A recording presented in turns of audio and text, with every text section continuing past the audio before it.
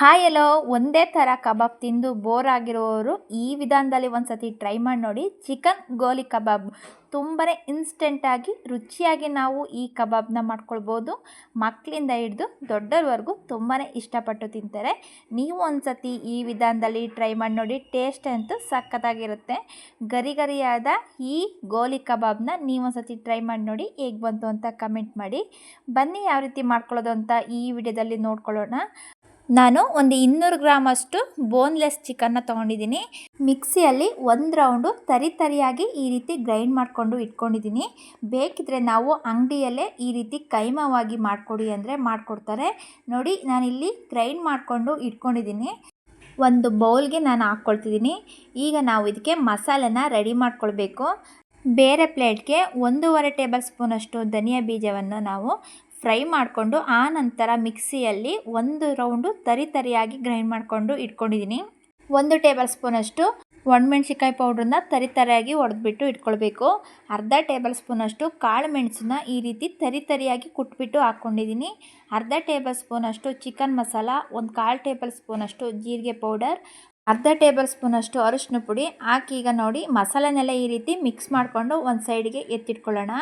ಈ ರೀತಿ ಮಸಾಲೆಯನ್ನು ಮಾಡಿಕೊಂಡು ಹಾಕೋದ್ರಿಂದ ಕಬಾಬ್ ತುಂಬಾ ರುಚಿಯಾಗಿರುತ್ತೆ. ಒಂದು ಪ್ಲೇಟ್ಗೆ ನಾನು 2 ಸ್ಲೈಸಷ್ಟು ಬ್ರೆಡ್ಡನ್ನು ತೊಗೊಂಡಿದ್ದೀನಿ. ಬ್ರೆಡ್ಗೆ ಈಗ ನೀರು ಹಾಕ್ಬಿಟ್ಟು ನಾವು ಹಿಂಡ್ಕೊಂಡು ತೆಗೆದಿಟ್ಕೊಳ್ಬೇಕು. ಬ್ರೆಡ್ ಹಾಕಿ ಮಾಡ್ಕೊಳ್ಳೋದ್ರಿಂದ ಕಬಾಬು ಡಿಫ್ರೆಂಟ್ ಟೇಸ್ಟ್ನ ನಾವು ಮಾಡ್ಕೊಳ್ಬೋದು. ನೋಡಿ, ಈ ರೀತಿ ಒಂದು ನೀರು ಹಾಕ್ಬಿಟ್ಟು ನಾನು ಹಿಂಡ್ಕೊಂಡು, ನೋಡಿ ಸ್ವಲ್ಪನೂ ನೀರಿರಬಾರ್ದು, ಈ ರೀತಿ ಹಿಂಡ್ಬಿಟ್ಟು ನಾನು ತೆಗಿತಿದ್ದೀನಿ.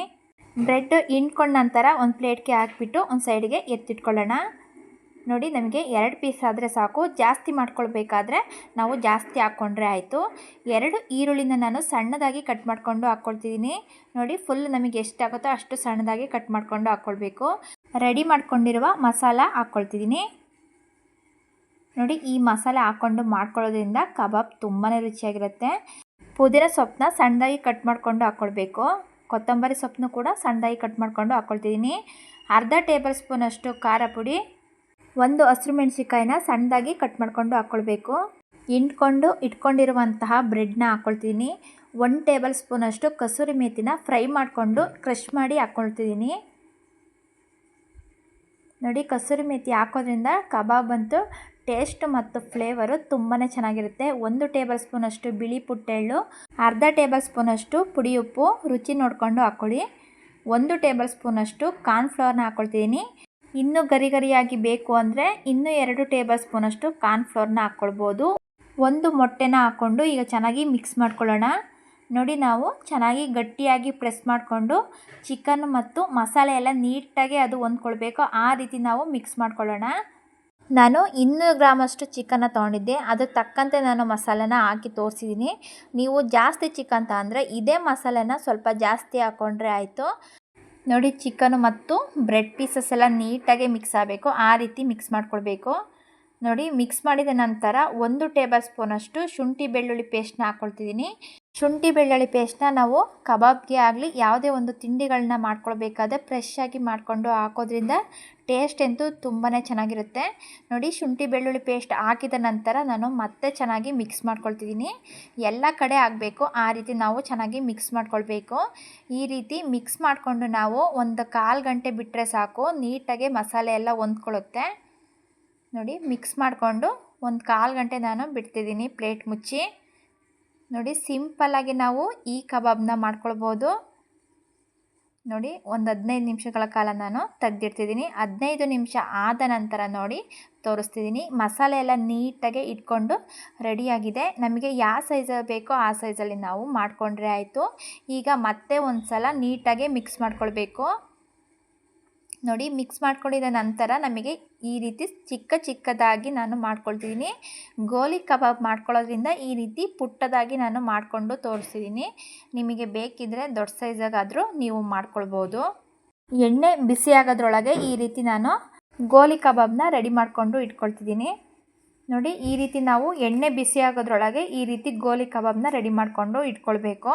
ನಾವು ಕಬಾಬ್ನ ಯಾವ ರೀತಿ ಮಾಡ್ಕೊಳ್ತೀವೋ ಅದೇ ರೀತಿ ಸ್ವಲ್ಪ ಡಿಫ್ರೆಂಟಾಗಿ ನಾವು ಈ ವಿಧಾನದಲ್ಲಿ ಮಾಡ್ಕೊಳ್ಳೋದ್ರಿಂದ ಟೇಸ್ಟು ತುಂಬಾ ಚೆನ್ನಾಗಿರುತ್ತೆ. ನೋಡಿ, ನಾನು ಈ ರೀತಿ ರೆಡಿ ಮಾಡಿಕೊಂಡು ಇಟ್ಕೊಂಡಿದ್ದೀನಿ. ಎಣ್ಣೆ ಬಿಸಿಯಾಗಿದೆಯೋ ಇಲ್ವೋ ಅಂತ ಒಂದು ಸತಿ ನೋಡ್ಕೊಳ್ಳೋಣ. ಎಣ್ಣೆ ಬಿಸಿಯಾಗಿದೆ. ಈಗ ಒಂದೊಂದೇ ಕಬಾಬ್ನ ಹಾಕ್ಕೊಳ್ತಿದ್ದೀನಿ. ಕಬಾಬ್ನ ಬೇಯಿಸ್ಕೊಳ್ಬೇಕಾದ್ರೆ ಸ್ಟವ್ನ ಮೀಡಿಯಮ್ ಫ್ಲೇಮಲ್ಲೇ ಇಟ್ಕೊಂಡು ನಾವು ಬೇಯಿಸ್ಕೊಳ್ಬೇಕು. ಚಿಕನ್ನ ಗ್ರೈಂಡ್ ಮಾಡಿಕೊಂಡು ಹಾಕಿರೋದ್ರಿಂದ ಚಿಕನ್ನು ಬೇಗನೆ ಬೆಂದ್ಬಿಡುತ್ತೆ. ಒಂದು 10ರಿಂದ 12 ನಿಮಿಷದೊಳಗೇ ಚಿಕನ್ ಕಬಾಬು ಬೆಂದ್ಬಿಡುತ್ತೆ. ನೋಡಿ, ಈಗ ಒಂದು ಸೈಡು ಬೆಂದಿದೆ, ಇನ್ನೊಂದು ಸೈಡು ಕೂಡ ನಾವು ತಿರುಗಿಸ್ಕೊಂಡು ಬೇಯಿಸ್ಕೊಳ್ಳೋಣ. ನೋಡಿ, ಎರಡು ಕಡೆನೂ ನಾವು ಆವಾಗ ತಿರುಗಿಸ್ಕೊಂಡು ಬೇಯಿಸ್ಕೊಳ್ಬೇಕು.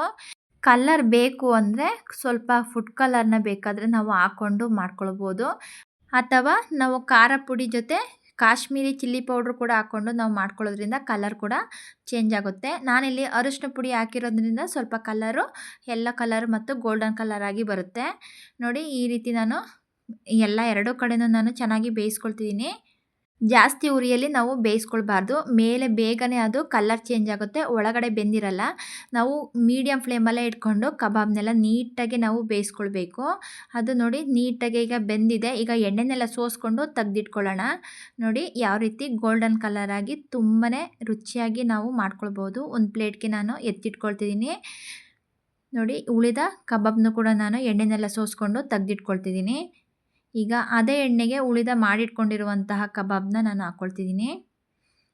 ನೋಡಿ, ಈರುಳ್ಳಿನೆಲ್ಲ ನೀಟಾಗಿ ತೆಗ್ದಿಟ್ಕೊಂಡಿದ ನಂತರ ಉಳಿದ ಕಬಾಬ್ನ ಹಾಕ್ಕೊಂಡು ನಾವು ಬೇಯಿಸ್ಕೊಳ್ಬೇಕು. ನೋಡಿ, ಸಿಂಪಲ್ಲಾಗಿ ನಾವು ರುಚಿಯಾಗಿ ಮಾಡ್ಕೊಳ್ಬೋದು.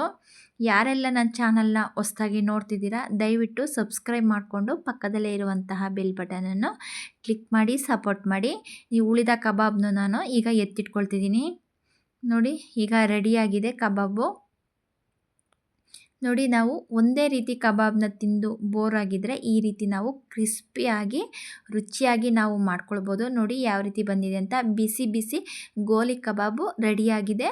ನಾವು ಸಾಸ್ ಅಥವಾ ಪುದೀನ ಚಟ್ನಿ ಜೊತೆ ಕಾಂಬಿನೇಷನು ತುಂಬಾ ಚೆನ್ನಾಗಿರುತ್ತೆ. ನೋಡಿ, ಒಳಗೂ ಕೂಡ ತುಂಬಾ ರುಚಿಯಾಗಿ ತುಂಬಾ ಚೆನ್ನಾಗಿ ಬೆಂದಿದೆ.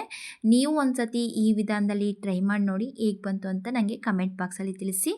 ಯಾರೆಲ್ಲ ಹೊಸದಾಗಿ ನನ್ನ ಚಾನಲ್ ನೋಡ್ತಿದ್ದೀರಿ, ದಯವಿಟ್ಟು ಸಪೋರ್ಟ್ ಮಾಡಿ, ವಿಡಿಯೋಕ್ಕೊಂದು ಲೈಕ್ ಕೊಟ್ಟು ಫುಲ್ ವಿಡಿಯೋ ನೋಡಿ ಸಪೋರ್ಟ್ ಮಾಡಿ. ವಿಡಿಯೋ ನೋಡಿದ್ದಕ್ಕೆ ತುಂಬಾ ಧನ್ಯವಾದಗಳು. Thank you.